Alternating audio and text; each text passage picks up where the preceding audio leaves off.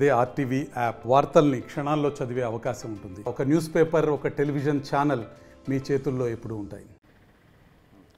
Welcome to RTV. నేను మీ గయాజ్ని. నెల్లూరు నగరంలోని మాజీ మంత్రి కాకాని గోవర్ధన్ రెడ్డి ఇంటి వద్ద ఉన్నాము. మనము చూస్తున్నాము కాకాని గోవర్ధన్ రెడ్డి ఇల్లు ఇది. అదేవిధంగా ఇంటి ఎదురుగానే ఇటీవల కాలంలో వైఎస్ఆర్ కాంగ్రెస్ పార్టీ జిల్లా కార్యాలయం కూడా ఇక్కడే ఏర్పాటు చేయడం జరిగింది.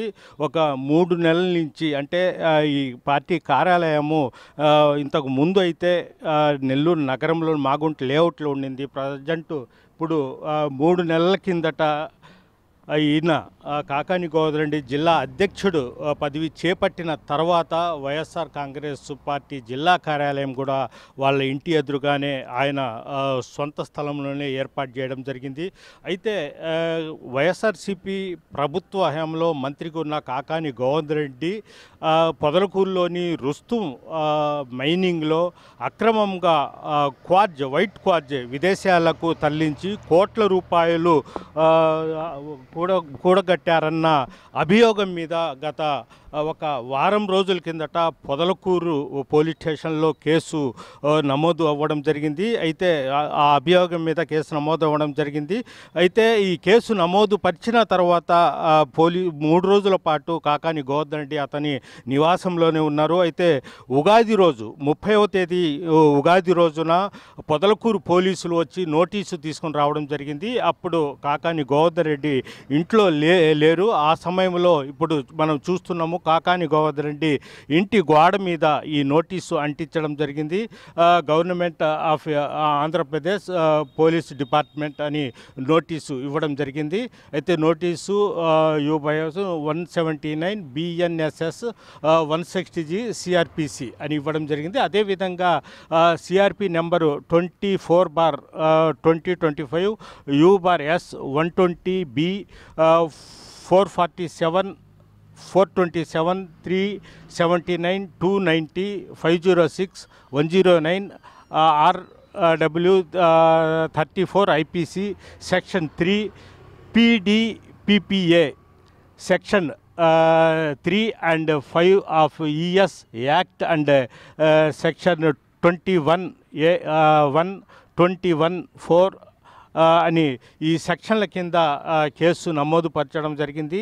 ఈ సెక్షన్లో కింద కేసు నమోదు పరిచి ఈ నోటీసు కాకాని గోవర్ధన్ రెడ్డి ఇంటి గోడ మీద తగిలించడం జరిగింది. అయితే ఆ రోజు ఉగాది ఉండడం వల్ల కాకాని గోవర్ధన్ రెడ్డి కుటుంబ సమేతంగా హైదరాబాద్కి వెళ్ళిపోవడం జరిగింది. ఈ నోటీసులో కూడా 30వ తేదీ నోటీసులు అంటించిన తర్వాత ఆ నోటీసులో 31వ తేదీ నెల్లూరు నగరంలోని రూరల్ DSP కార్యాలయానికి రావాలని కూడా అందులో పొందపరచడం జరిగింది.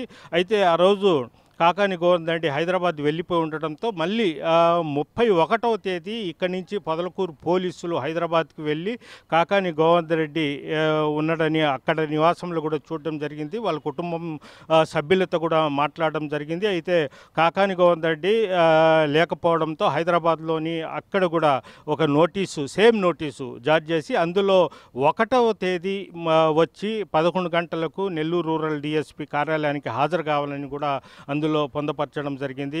అయితే గత 2 రోజుల నుంచి మాత్రము కాకాని గోవర్ధన్ రెడ్డి నోటీస్ ఇవ్వడం కోసం పోలీసులు హైదరాబాదు, అదేవిధంగా బెంగళూరు, నెల్లూరు, ఆయన ఇంటి పరిసర ప్రాంతాలు కూడా మఫ్తీలో కూడా పోలీసులు అయితే తిరుగుతున్నారు. ఏ క్షణంలో అయినా అతన్ని అరెస్టు చేస్తారని కూడా ఒక పుకారు అయితే జరుగుతుంది.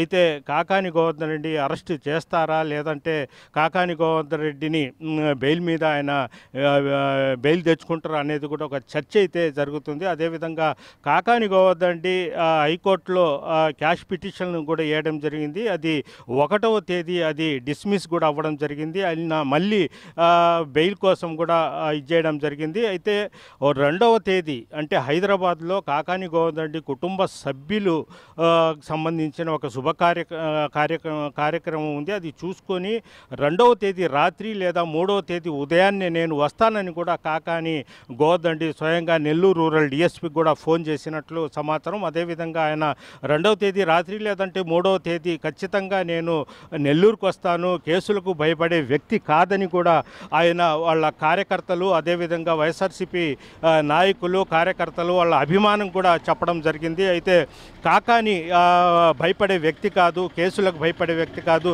ఖచ్చితంగా 2వ తేదీ అంటే ఈరోజు రాత్రి లేదంటే 3వ తేదీ ఖచ్చితంగా వస్తారు. 3వ తేదీ అయితే 11 గంటలకు నెల్లూరు రూరల్ డిఎస్పీ కార్యాలయానికి వచ్చి హాజరవుతారని కూడా మనకు వాళ్ళ వైఎస్ఆర్సీపీ నాయకులు సైతం చెప్తున్నారు. అదేవిధంగా కాకాని గోవర్ధన్ రెడ్డి కూడా అతని ముఖ్య అనుచరులు అదేవిధంగా వైఎస్ఆర్సీపీ నాయకులకు కూడా ఈరోజు కొద్దిసేపటి కిందట ఫోన్ చేసి ఆయన చెప్పడం జరిగింది. నేను ఒక కార్యక్రమం బంధువులకు సంబంధించిన ఒక శుభ కార్యక్రమం ఉంది, అది ఇంపార్టెంట్, అది చూసుకొని హైదరాబాద్లో రాత్రికే ట్రైన్ ఎక్కి ఉదయానికల్లా 3వ తేదీ ఉదయానికల్లా నెల్లూరు చేరిపోతాను, ఆ తర్వాత నేరుగా రూరల్ డిఎస్పీ కార్యాలయానికి వెళ్తానని కూడా చెప్పడం జరుగుతుంది. అయితే కాకాని గోవర్ధన్ రెడ్డి కేసులకు భయపడి వెళ్ళే వ్యక్తి కాదని కూడా వైఎస్ఆర్సీపీ నాయకులైతే గంటాపరంగా చెప్తుంది. అయితే గతంలో కాకాని గోవర్ధన్ రెడ్డి ఎమ్మెల్యేగా ఉన్నప్పుడు కూడా అతని మీద కొన్ని రికార్డులు గల్లంతు అదేవిధంగా వివిధ కేసుల్లో కూడా ఆయన మీద కేసు నమోదు పరచడం జరిగింది. అప్పట్లో కూడా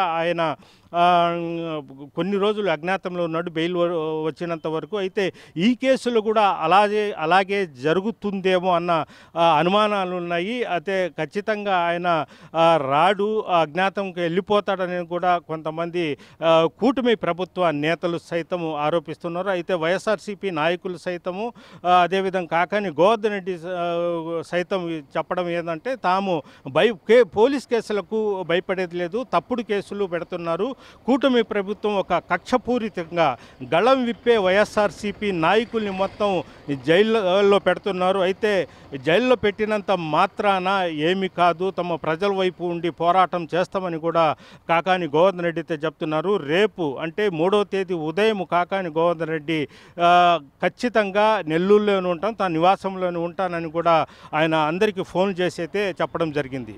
వీడియో జర్నలిస్ట్ ప్రదీప్తో గయాజ్, RTV నెల్లూరు నుంచి. మరిన్ని వీడియోస్ కోసం ఛానల్ ని సబ్స్క్రైబ్ చేయండి, లేటెస్ట్ అప్డేట్స్ కోసం వాట్సాప్ ఛానల్ ని ఫాలో చేయండి అండ్ లింక్ డిస్క్రిప్షన్ లో ఉంది.